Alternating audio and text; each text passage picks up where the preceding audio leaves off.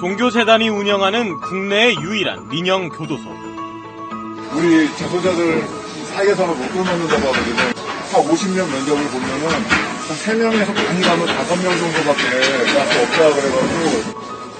지난 2010년 문을 연 이 교도소의 행동 지침은 일하지 않는 자, 먹지도 말라입니다.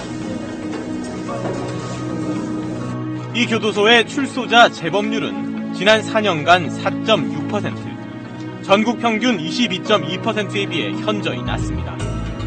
단순한 범죄들을 가두는 것이 아니고 여기에서 더 나아가서 저들에게 새로운 삶을 동기해 주는데 10명 중 6명이 강력범인 수용자들을 모아놓고 이 교도소에선 무슨 일이 일어나고 있는 걸까? 이곳에선 20대부터 60대까지 350여 명의 남성 수용자들이 살아가고 있습니다. 그런데 이 교도소에선 새로운 실험을 진행하고 있습니다. 기존 교도소에서 찾아볼 수 없었던 교정 교육을 교정당국과 민간이 함께 진행하고 있는 겁니다. 그 속으로 들어가 봤습니다. 출입사무소에 소지품을 모두 맡기고 들어서자 굳게 잠긴 철문이 눈앞에 나타납니다. 통로를 지나 또 다른 철문을 열고 또다시 실내 잠금 장치를 풉니다. 푸른 수의를 입은 수십여 명의 수용자들이 보입니다. 오전 7시부터 하루 10시간, 50분 작업에 10분간 휴식의 노역.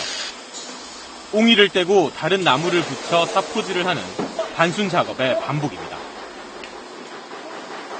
자기가 수고해서 자기가 버는 금액으로 살아갈 수 있다는 것을 연습을 하는 거예요.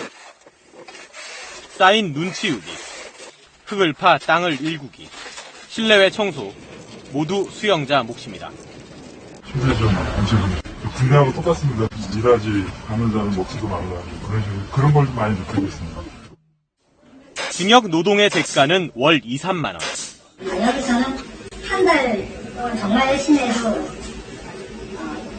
옷 하나 살 정도로 돈이 안 들어요. 옷 하나 살 수 없을 정도인데. 이동, 소지의 자유가 엄격히 제한되는 곳입니다.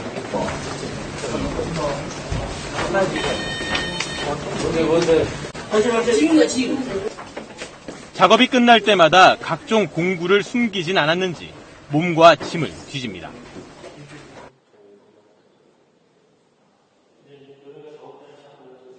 (6.55제곱미터) 규모의 이 방은 수용자 한 명이 혼자 살아가는 독거실입니다.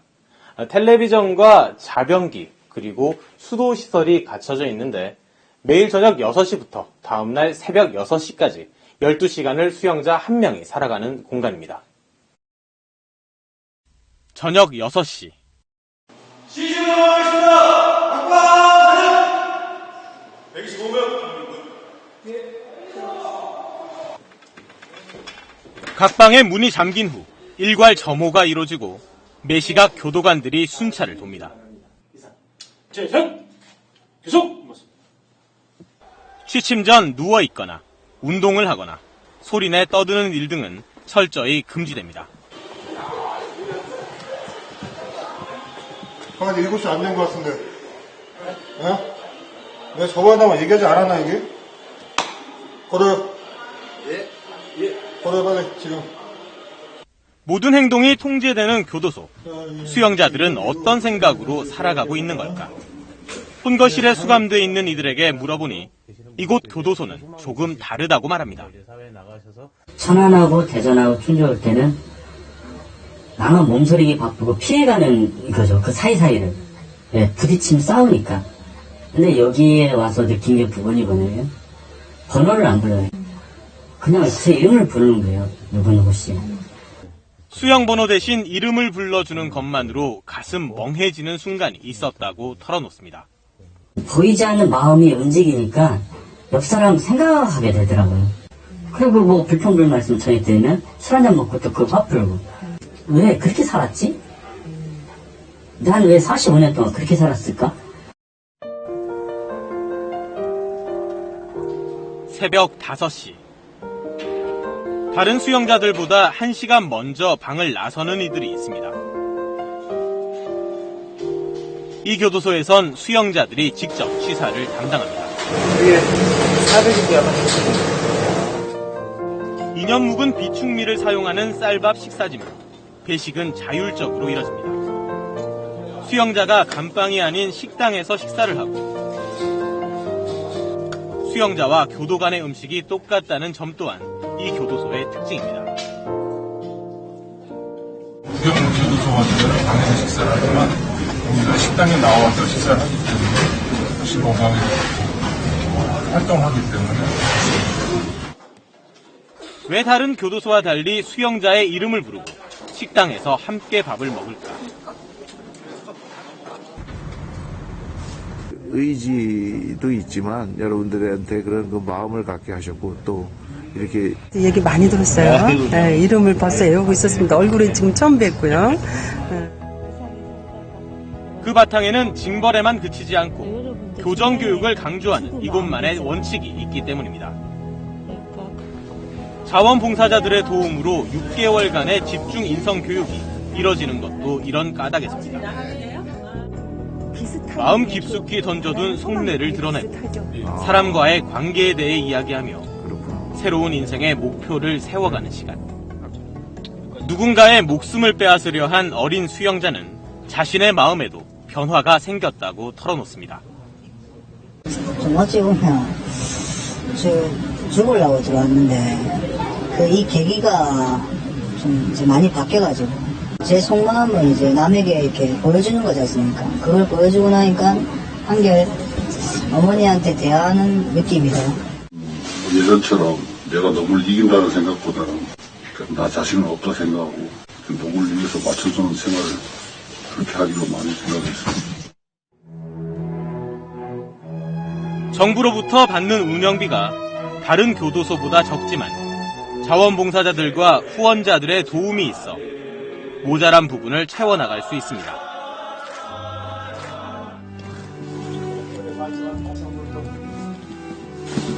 잘 가.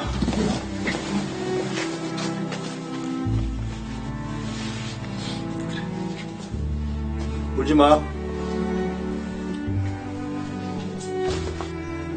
수용자들의 마음을 움직일 수 있었기에 지난 4년간 이 교도소 출소자들의 재범률은 4%대로 뚝 떨어졌습니다. 20%가 넘는 여느 교도소보다 현저히 낮은 수치로 올해부터 전국 51개 교도소에 인성교육 프로그램이 확대 운영되는 계기가 됐습니다.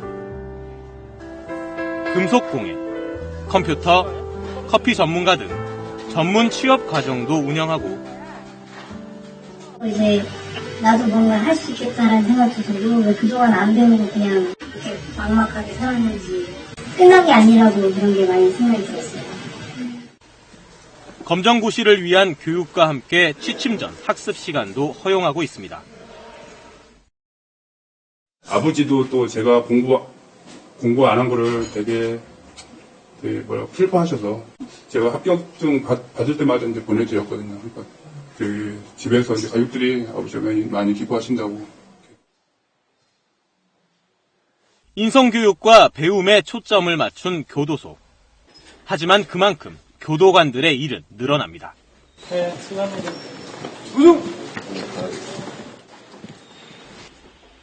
검은 제복만 입고 다니는 이들 기동순찰팀은 수용자들에게 소위 까마귀라 불립니다. 그래, 과연 운동을 여러 그렇게 얘기하는 거지?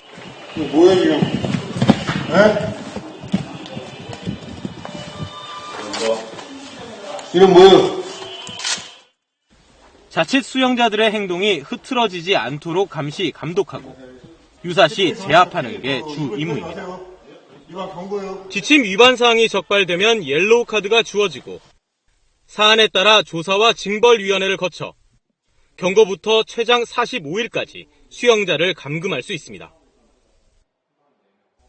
특히 감방 내 서열이 생겨 폭행이나 폭언이 발생하는 일이 없도록 한 명 한 명 관찰합니다.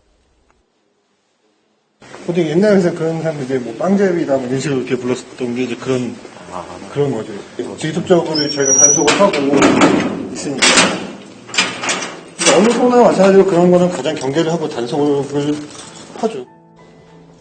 교도소 내 모든 교도관들의 기본 임무는 수용자들에게 벌을 주는데 그치지 않고 반성하도록 이끄는 겁니다. 그러한 과정에는 인간적인 정서 교류가 바탕이 됩니다. 온수통 온기 좀 남아있어요? 따뜻해요, 온수통? 저녁에 좀 날씨 추우니까 여기도 좀 덮고 주무시고.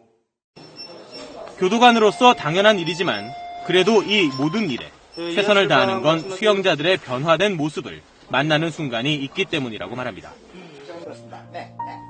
평생을 교도관으로 산 아버지를 따라 교도관이 된 박소영 씨는 이 직업만이 주는 감동이 있다고 말합니다. 제 생일 기억하고 그리고 제가 이제 임신했다고 하니까 한 해 동안 수고하고 또 축복하면서 이렇게 편지를 써주셨습니다. 되게 보람되죠. 편지 읽으면서 눈물도 날 때도 있고. 교도소가 설치되는 목적이 크게 두 가지입니다.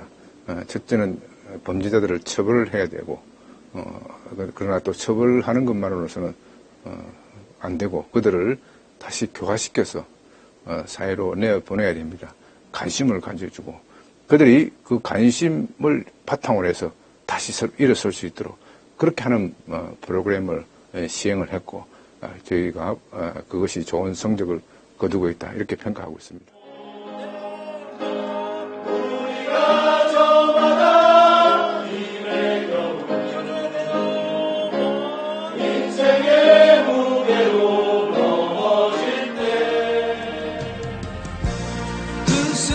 죄를 지은 이는 분명 그에 상응하는 벌을 받아야만 합니다. 피해자들의 평생 씻을 수 없는 상처와 눈물 또한 잊어서는 안 됩니다. 하지만 교도소 수용자들이 다시 사회로 나오는 순간 이들의 뉘우침과 변화된 삶의 의지는 또 다른 범죄를 막을 수 있습니다. 소망교도소의 새로운 실험에 주목하는 이유입니다.